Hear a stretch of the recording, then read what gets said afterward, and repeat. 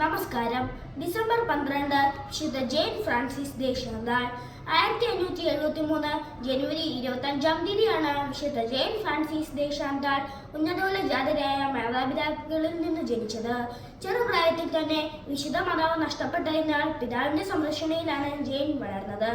ജെയിനിന് 20 വയസ്സുള്ളപ്പോൾ ഫ്രഞ്ച് സൈന്യത്തിലെ ഒരു ഉന്നത ഉദ്യോഗസ്ഥനായ ബാരൻ അവളെ വിവാഹം കഴിച്ചു.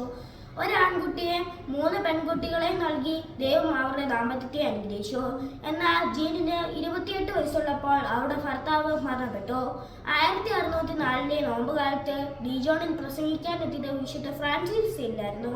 അദ്ദേഹത്തിന്റെ പ്രസംഗത്തിലും ജീവിത വിശുദ്ധിയിലും ആകൃഷ്ടയായ ജെയിൻ അദ്ദേഹത്തെ തന്റെ ജ്ഞാനോപദേശകനായി സ്വീകരിച്ചു. വിശുദ്ധ ഫ്രാൻസിസ് പരിശുദ്ധ കന്യാമറിയത്തിന്റെ വിശുദ്ധേശം മഠം സ്ഥാപിച്ചു. അത് നടത്തുന്നതിനായി ജെയിനിനെ ഏൽപ്പിക്കുകയും ചെയ്തു. 1610 ആനേസിയിൽ ആരംഭിച്ച മഠം അതിവേഗം മറ്റു പ്രദേശങ്ങളിലേക്കും പടർന്നു വന്നിരിച്ചു. വിശുദ്ധ മരിക്കുമ്പോൾ 86 ശാഖകൾ ഈ മഠത്തിലുണ്ടായിരുന്നു. ഈ കാലയളവിൽ നിരവധി പീഡകൾ വിശുദ്ധയ്ക്ക് സഹിക്കേണ്ടി വന്നു.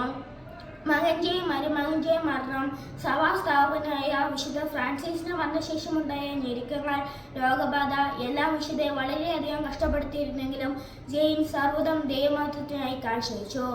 1641 ഡിസംബർ 13 വിശുദ്ധ തന്റെ നിത്യസമരത്തിനായി വിളിക്കപ്പെട്ടു. നന്ദി.